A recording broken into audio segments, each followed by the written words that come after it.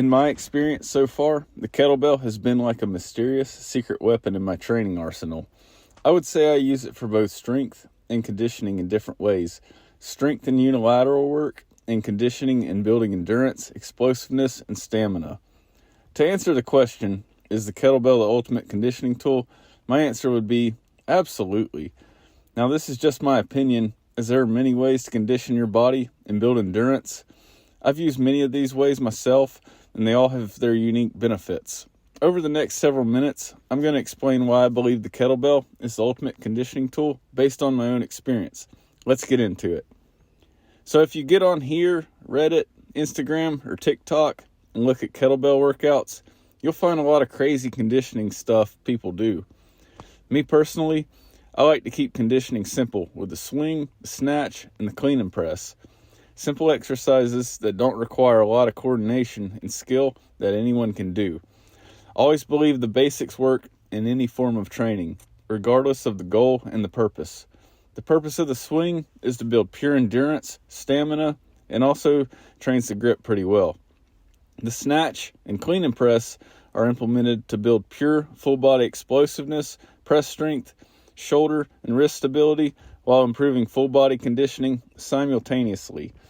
Every movement starts with the hip hinge, which is instrumental for protecting the lower back, maintaining mobility, and explosive development in the hips, something that carries over to athletic movements in sport and sandbag lifting. A common misconception about this is that some people will see something like this and think that it's going to destroy your shoulders. I'd say that's possible, maybe, but what I've found is that if you approach this with consistency over intensity, short distance cluster sets, and not pushing to the extreme every session, it really builds a ton of shoulder durability in the tendons, joints, and muscular endurance. I believe that humans are designed to do stuff like this. It's part of how we survived and evolved for thousands of years.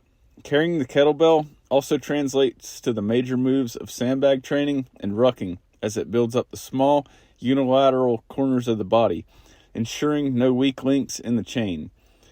The best reason I think the kettlebell is the ultimate conditioning tool is that overall, it taxes the cardiovascular system without destroying your joints and making you painfully sore.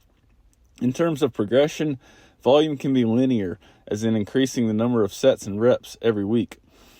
You can build a ton of stamina, endurance pretty quickly by simply adding volume to the swing and snatch every week.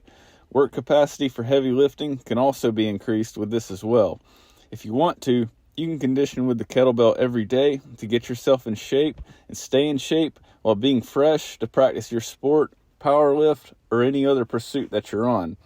To sum it up, kettlebell conditioning, especially swings, are something that you can do every day at a decent volume, which is sustainable at all fitness levels.